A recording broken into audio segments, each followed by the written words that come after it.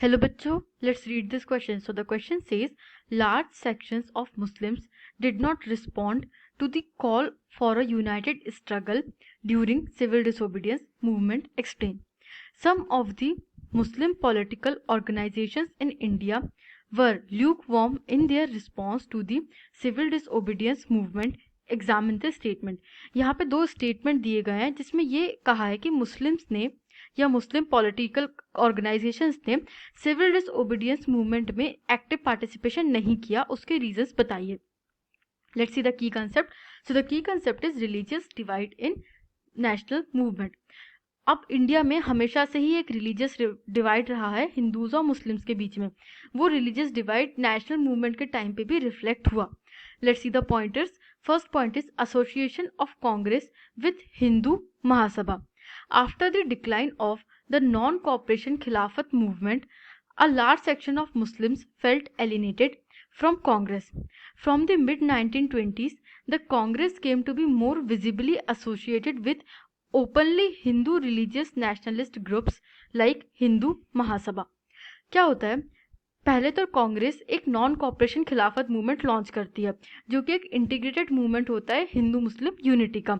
जैसे ही ये मूवमेंट खत्म होता है, जो मुस्लिम कम्युनिटी थी इंडिया में वो एलिनेटेड फील करने लगती है, एक परायापन फील करने लगती है from the Congress. Mid 1920s तक आते आते कांग्रेस आइडेंटिफाई करने लगती है हिंदू नेशनलिस्ट ग्रुप्स के साथ. कांग्रेस का जो एसोसिएशन है वो एक हिंदू पार्टी के फॉर्म में होने लगता है और वो nationalist groups like Hindu Mahasabha जो कि हिंदू राष्ट्र की बात करते थे उनके साथ उसका एसोसिएशन होने लगता है. Second is communal classes. Relations between the Hindus and Muslims worsened. Each community organized religious processions with militant fervor, provoking Hindu-Muslim communal clashes and riots in various cities. Every riot deepened the distance between the two communities. अब एक communal clashes का situation बनने लगा था India में. वैसे ही हिंदू और मुस्लिम के बीच में एक डिवाइड आ चुका था और ये जो रिलेशंस थे ये और ज़्यादा खराब हो जाते हैं, बिगड़ जाते हैं. कैसे?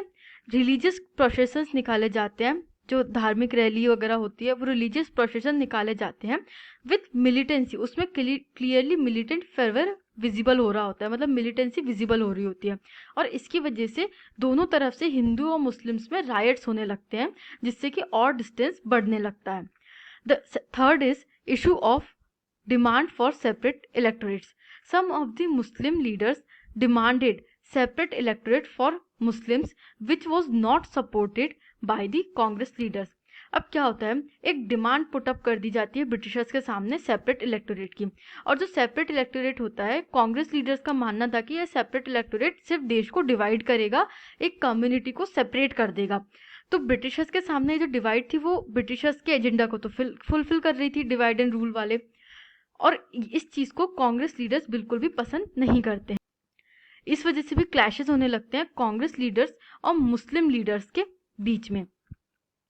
Fourth point is status of Muslim in Hindu majority state. Many Muslim leaders and intellectuals expressed their concern about the status of Muslim as a minority within India. They feared that the culture and identity of minorities would be submerged under the domination of Hindu majority. अब क्या होता है, एक fear आ जाता है minority community में या Muslims में about the Hindu majority state.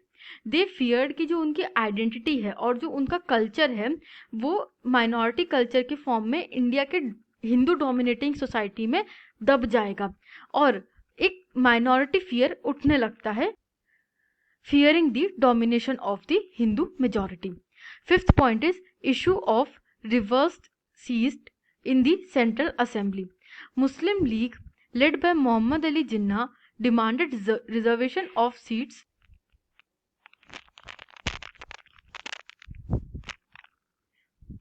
for the Muslims in the Central Assembly, but it was not acceptable to the Congress leaders. Hence, Muslim could not respond to the call for a united struggle.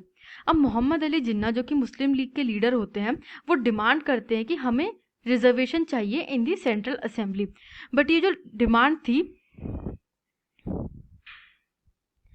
But ये जो demand थी वो Congress leaders को पसंद नहीं आई। उनको लगता था कि ये रिजर्वेशन से और ज़्यादा डिवाइड आएगा सोसाइटी में, और इस वजह से जब कॉल किया गया कि सिविल डिसोबीडियंस में हमें एक यूनाइटेड स्ट्रगल करनी है, तो बहुत सारे मुस्लिम्स ने उस कॉल को रिस्पॉन्ड नहीं किया।